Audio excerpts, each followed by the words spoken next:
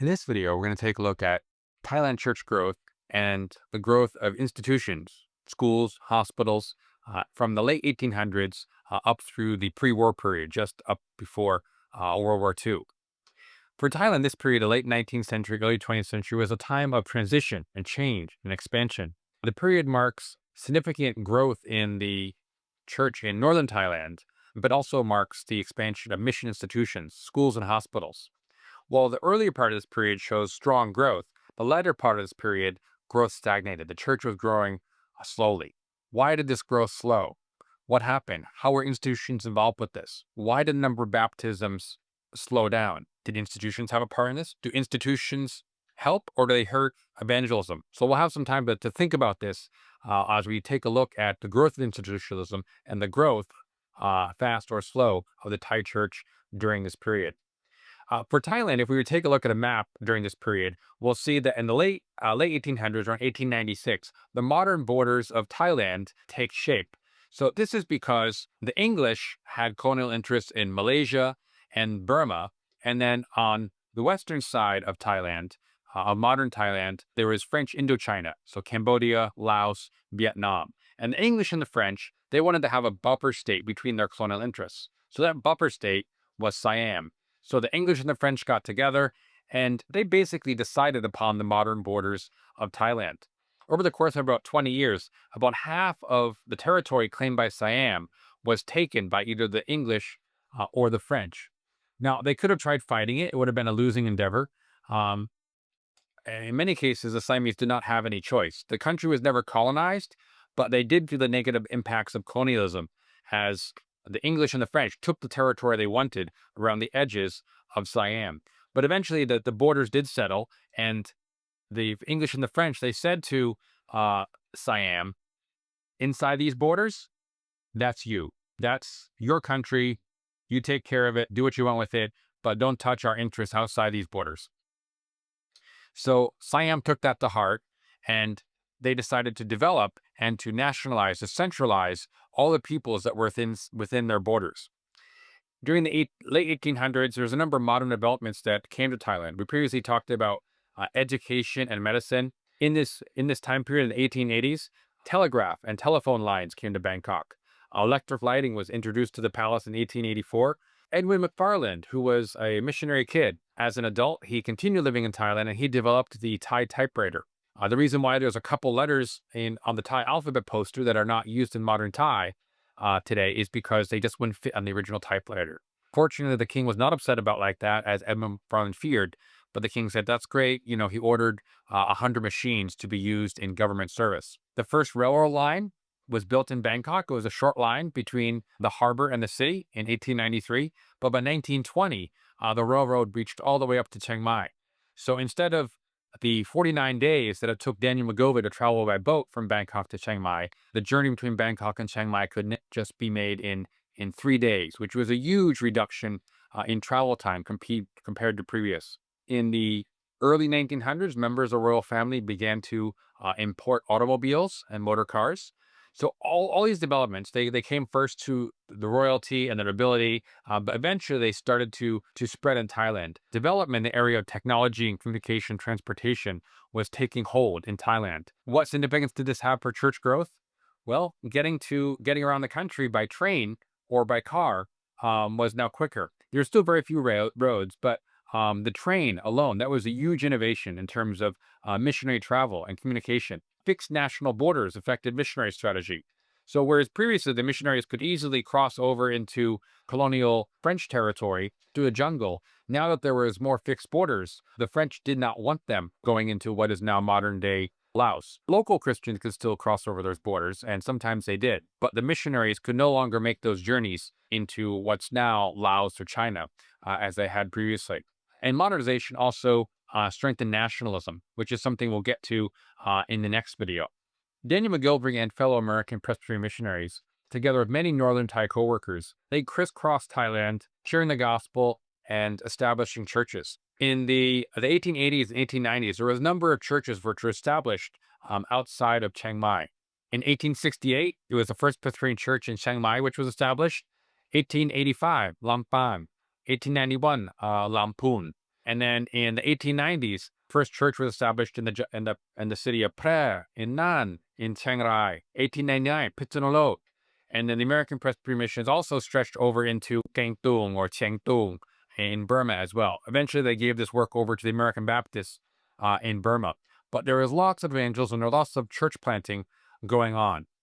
If we look at Protestant Thai church growth during this period, by 1913, there were 26 churches and 6,299 members, give or take a few. This was the numbers for northern Thailand, 26 churches and nearly 6,300 believers. In comparison, during the same time period, the churches in central Thailand, namely Bangkok area in the south, had only a little over 300 members. So, by comparison, Siam Mission in central Thailand, in 1902, they had 323 Christians. By 1913, the church in the central region, in Bangkok in the south, had 662 members and 13 churches. Growth in the north was not without its setbacks, however. In comparison to the south, it was 10 times the size. But there was about to be an incident in the 1890s that would have long-term repercussions for the growth and development of the church in the north, and especially for leadership development. In the late 1800s to early 1900s, there was a trending missionary strategy called the Nebius Plan. The goal of the plan was to help new churches on the mission field to be self-supporting, self-governing, self-propagating right from the very start. This was developed by an American Presbyterian missionary named John Nevius.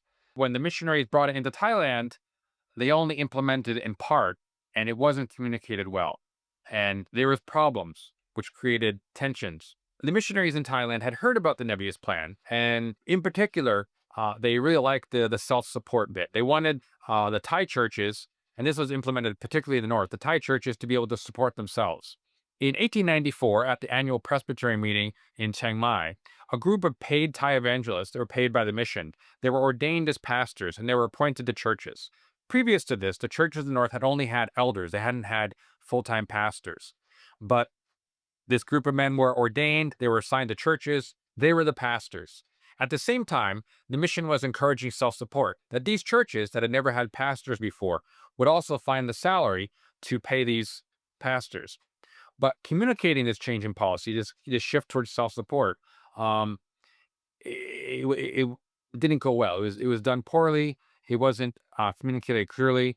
So some churches received the policy favorably, in Chiang Mai in particular, where communication and transportation was easier. But some of the outlying churches, other provinces, in short, they didn't get the memo that now they were expected to pay for everything themselves. They were expected to pay their pastors. As far as the pastors who were put in these churches, they were honored by being ordained as pastors, and they were assigned to a church. It seemed like they were being promoted, but at the same time as they were being promoted, their salary was taken away from them. They left them feeling like, what did we do wrong? What happened? Why is it that we've been promoted and then our salaries are cut? It didn't seem fair. As far as the Thai churches, they seemed like an undue burden for the missionaries all of a sudden to pull their rug out from under them, to take the funding that they had been receiving. At the Presbyterian meeting in 1895, when the majority of those present were Thai pastors and Thai elders, and the missionaries were in the minority, many of the missionaries were traveling at that time, the decision was made to reverse the policy of self-support that had been implemented the year before when the missionaries were in the majority at the Presbyterian meeting. So the Thai pastors and elders decided to restore their previous salaries and that the mission should pay for it. In some cases, they voted for a raise for themselves as well. When the missionaries who had not been in attendance at that meeting heard what had happened, it felt like these Thai pastors have rebelled. They revolted. They were greedy. They were spiritually immature. Why were they hungry for money? What was their problem? As far as the Thai pastors and the Thai churches, they felt like the missionaries had abandoned them. There was bad feelings on both sides. Their relationship was damaged. There was mistrust. The missionaries came away from this incident feeling like the Thai leaders, they're not ready yet. They're not mature. We can't really trust them. And the Thai church leaders felt like the missionaries who had always supported them had all of a sudden turned on them and abandoned them. It would be another 20 years before the American Presbyterian Mission in northern Thailand made any serious efforts at theological education for pastors. Of course, there was, Bible study and teaching and discipleship and on the job training in local churches and on evangelistic trips. But in terms of any serious formal theological education or ordaining of any more men to the ministry, it would have to wait a good 20 years. Church growth was hampered for a number of years in the North. Eventually, it did start to grow again. But this incident, this poor implementation of the Nemesis method, um, left a bad taste in everybody's mouth. If we move from the north, though, if we go to the south, and by the south I mean Bangkok and everything south from there, the numbers were not as impressive. The church was not growing nearly as fast. There were some bright points in terms of evangelism, in terms of church growth. In Bangkok, there was strong growth among Maitre Jit Church, Satan Church, other Chinese churches. There was continuing immigration from China and also among the Chinese who were born in Thailand to Chinese parents. These people were coming to faith and those churches were growing. There were some losses to opium addiction and other reasons. There was church splits, but the Chinese church in Bangkok was growing. In Bangkok, Reverend Buntuan Bunit, who was an evangelist from Pitsanalope, he was assigned to plant a church to reach out to the schoolboys going to the mission's primary school for boys, which is today is called Bangkok Christian College, which is a primary and secondary school in downtown Bangkok. A church was planted right near there called Sipsam Pantawong. Reverend Buntuan Bunit was the church planter. He headed that up. At this time, a lot of the churches were planted by American missionaries. But Buntu and Bunit, who had actually studied in the United States for a number of years, been ordained in the American Presbyterian Church, he was trusted with this task. And in 1902, he founded Sipsam Pantawong Church, or Fourth Presbyterian Church, in Bangkok. In Phetchaburi, which is just west and south of Bangkok, and along the southern peninsula, American Presbyterian Eugene Dunlop was an itinerant evangelist. He traveled by boat, he traveled by elephant, he traveled on foot. His supporters in Michigan had donated a small sailboat to him named the Kalamazoo. So he sailed up and down the Thai coast, going into the rivers, going to villages. In some ways, he was the Daniel McGilvery of southern Thailand in terms of his tireless evangelism. During this same period, though, where we see some significant growth in the north, we see less growth in the south, although some bright spots in terms of Chinese church growth and the evangelism of Eugene Dunlop. During this same period, we see a huge growth of mission schools. In 1911, the American Presbyterian Mission had 37 schools with 800 pupils. 10 plus years later, in 1925, there was 53 schools and 3,000 pupils. Now, an incident was about to happen in the late 1920s that you would have thought would hamper the growth of those schools. The Great Depression. This is a worldwide economic depression, and the more import and export and globalization was present in a country's economy, and more they were affected. In Thailand, which was largely had a local economy, there was only limited import export. The Great Depression affected them less. But the United States, the Great Depression had a huge effect on missions. Personnel had to be recalled from the field. Money for institutions, for schools, hospitals, clinics had to be drastically cut because there just wasn't the money. Supporters, churches, people on the home side didn't have the money to support these things, especially institutions, which were very resource intensive. However, in contrast to other places like China, rather than reducing number of institutions and reducing funding for institutions, the American Presbyterian Mission made the decision to increase funding, to increase personnel dedicated to schools. By 1938, there were 65 schools, mission schools in Thailand with over 5,500 pupils. How did they achieve this? The funding that they did have, they prioritized the schools. The personnel that they did have, even if it was evangelistic personnel, even if it was Thai pastors or Thai evangelistic workers, a lot of them, they forced them to go into the schools. If we were to look at the distribution of American Presbyterian missionaries in Thailand in 1932, the numbers show that 46% of the missionary force was dedicated to educational work in schools. Only about 25% to evangelism. We had another 20% in medical work, and then another 7 or 8% in general, administrative, and other work. So almost half of the missionaries were assigned to schools, and another 20 odd percent was assigned to medical work. The other 20%, they were involved in evangelism and church work, but even sometimes those people, they still had to teach a class or two at the local schools. The thing with institutions is if you start an institution, it's really hard to shut it down. If you have someone out doing itinerant evangelism or working in the local church, it's much easier to pull that person and put them into the schools than to shut down an entire school, which has buildings, which has pupils, it has momentum. But the decision was made to, metaphorically speaking, put all their eggs in one basket. So the mission decided that in order to have Christian influence in society, they were going to prioritize the schools. Not all the missionaries agreed with that. There were some missionary voices who said, "Hey, shouldn't there be some more balance between schools and evangelism?" They were shut down. They were sidelined. The head of the American Presbyterian mission in the 1930s, theologically, he was modernist.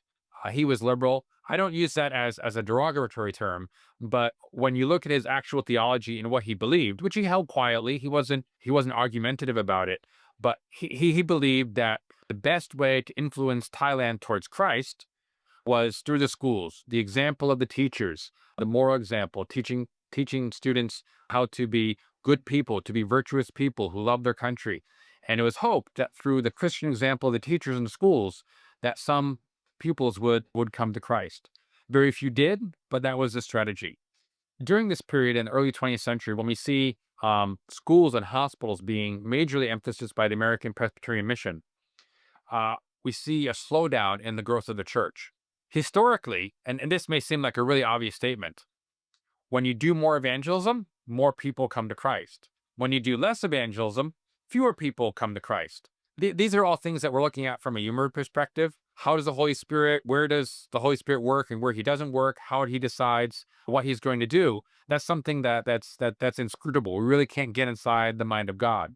When will there be a revival? But looking at human factors, we observe that when the American Presbyterian Mission shifted their focus towards institutions, church growth slowed down. In places where there was itinerant evangelism, where there was a big emphasis on sharing the gospel, more people came to faith. There was multiple factors involved in this. One of them was theology. In the American Presbyterian Church, this was the period in the 1920s, 1930s of modernist fundamentalist conflict. Liberal theology was coming to have prominence in churches, have influence.